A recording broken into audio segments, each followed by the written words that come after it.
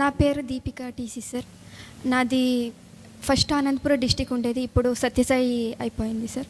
సత్యసాయి మడక్షిర తాలూకు అమరాపురం మండలం హేమావతి పంచాయతీ తంబాడట్టి వస్తుంది సార్.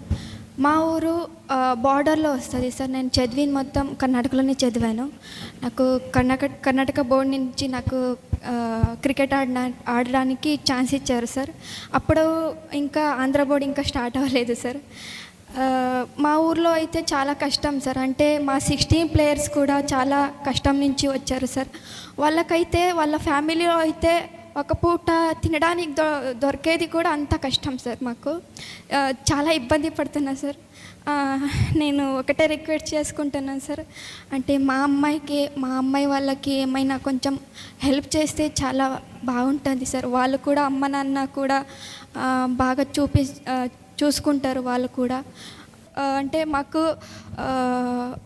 మ్యాచ్ ఫీజు దొరుకుతాయి కదా, దానికి వస్తారు సార్ ఆడడానికి, క్రికెట్ ఆడడానికి. ఎన్నో మంది అమ్మాయిలు మాకు మ్యాచ్ ఫీజు దొరుకుతాయి కదా, కొంచెం అక్కడి నుంచి మ్యాచ్ ఫీజు వచ్చుంటే అక్కడ మా అమ్మ నాన్నకి ఇస్తే వాళ్ళకు బియ్యము వాళ్ళు తీసుకుంటారు కదా, అది ఆలోచించి మా క్రికెట్ ఆడడానికి ఎంతోమంది వస్తున్నారు సార్.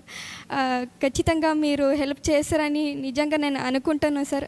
ఖచ్చితంగా చేస్తారు మీరు. నేను చూస్తుంటాను సార్, మీ సోషల్ మీడియా నేను ఎక్కువ ఫాలో అవుతుంటాను మీది. నిజంగా నేనైతే గబ్బర్ సింగ్ మూవీ అయితే ఎన్నిసార్లు చూసానో నాకే తెలియదు సార్, అన్నిసార్లు చూశాను నేను.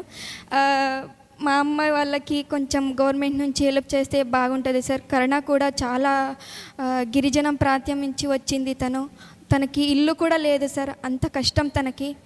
మళ్ళీ నార్మల్ క్రికెట్ వాళ్ళకి మంచి మంచి గ్రౌండ్ ఉంటాయి, మళ్ళీ న్యూట్రిషన్ ఫుడ్ ఉంటాయి, కానీ మాకు అలా ఉండదు సార్. మాకు గ్రౌండ్ కూడా లేదు సార్. మాకు మళ్ళీ నా నుంచి పర్సనల్ రిక్వెస్ట్ సార్, మా ఊరికి రోడ్డు లేదు సార్. మళ్ళీ హేమావతి నుంచి రావడానికి మా ఊరికి రోడ్డు లేదు, మళ్ళీ గున్యాలి నుంచి మా ఊరికి రావడానికి కూడా రోడ్డు లేదు సార్. మొత్తం చాలా ఇబ్బంది పడుతున్నాం. అది మేము రిక్వెస్ట్ చేసుకుంటున్నాం సార్.